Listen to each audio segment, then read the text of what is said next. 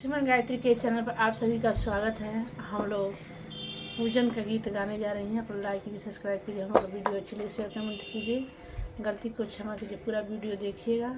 थोड़ा समय निकाल के हमारे चैनल पर भी आप लोग ध्यान दीजिए। अंगनवा में पूजन होला आय भगवान हो, अंगनवा में पूजन होला आया भगवान हो, अंगनवा में पूजन होला। एही रे पूजनिया में ब्रह्मा जी आइले, एही रे पूजनिया में ब्रह्मा जी आइले।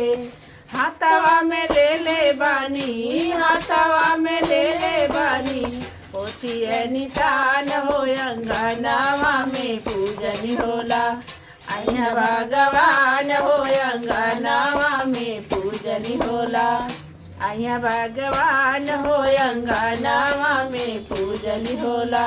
एही रे पूजनिया में विष्णु जी आइले, एही रे पूजनिया में विष्णु जी आइले, विष्णु जी आइले, विष्णु जी आइले।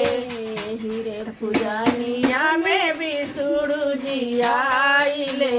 हाथवा में ले ले बानी, हाथवा में ले ले बानी, चक्र निशान हो, अंगनवा में पूजन होला आया भगवान हो, अंगनवा में पूजन होला आया भगवान हो, अंगनवा में पूजन होला। एही रे पूजनिया में भोले जी आइले, एही रे पूजनिया में भोले जी आइले, भोले जी आइले, भोले जी आइले।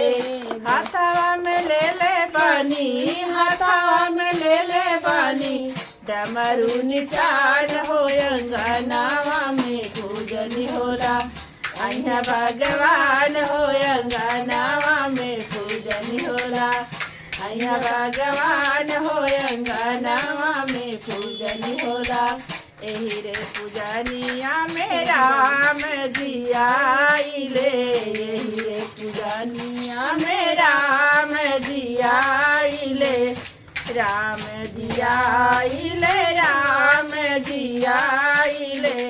हाथवा में ले ले बानी, हाथवा में ले ले बानी, धनुष निशान हो, अंगनवा में पूजन होला आया भगवान हो, अंगनवा में पूजन होला आया भगवान हो, अंगनवा में पूजन होला। एही रे पूजनिया में कृष्ण जी आइले, एही रे पूजनिया में कृष्ण जी आइले, कृष्ण जी आइले, कृष्ण जी आइले। एही रे पूजनिया में कृष्ण जी आइले। हाथवा में ले ले गईनी, हाथवा में ले ले बानी, बांसी निशान हो, अंगनवा में पूजन होला आया भगवान हो, अंगनवा में पूजन होला आया भगवान हो, अंगनवा में पूजन होला।